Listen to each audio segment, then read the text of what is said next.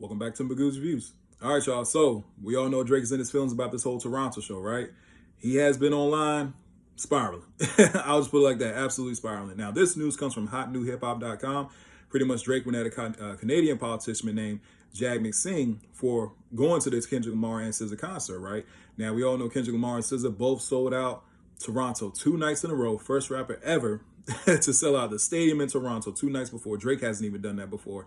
And performed Not Like Us, in which the crowd for both nights wanted an encore Not Like Us. He didn't do the song again, but at the same time, man, it looked really bad for Drake. Like I said, man, I'm 37, so I remember a lot of hip-hop battles growing up. I have never seen anything like this before. Never. Like, it's crazy. Like, this is a huge L. But on top of that, what's making this L even worse is how Drake is moving. I'm going to this article, man, good segue, pretty much that Drake called the politician, Jag McSing, called him a goof for attending Kendrick concert. But not only did he do that, he screenshotted it and put it on his Instagram story. And I'm like, wow, yeah, bro. So a lot of people who like, a little yachting, people saying, oh, he's unbothered and stuff like that. That's absolutely not the case right now. Here's a little paragraph from the article. And it pretty much reads that fans on social media have been having mixed reactions to Drake's antics. And then he will swear, and this is coming from somebody, and then he will swear everyone is against him when he's making his own op list longer and longer. That's true. That's absolutely true. Like I said before in my video, he should have taken a break, should not engage, shouldn't be sneak dissing, no lawsuit, but he's done each and every single thing to make this L even worse. A lot of this is really on him.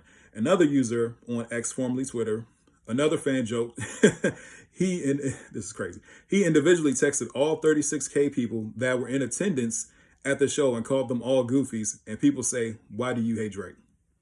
Yeah, man. So it's, like I said, man, Drake's doing this to himself at the end of the day. Now, Kendrick Lamar did announce that he's doing an Australian tour in December, which is another big L on Drake because Drake, he didn't finish his Australian tour.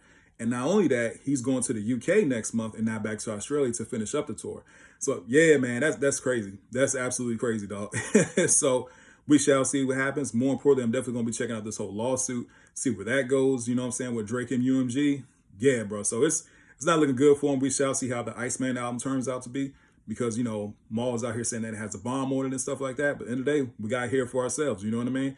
They were saying the same thing about Some Sexy Songs for You. That album was trash. It had a few tracks on there that were good. Overall, it was bloated. Really just all over the place in my personal opinion. But of course, Nokia was the biggest song from that album. So yeah, we shall see what happens next for him. Anyway, please don't forget to like, share, and subscribe to the channel. Hope everybody has a blessed day. I'll see y'all soon. Have a good one.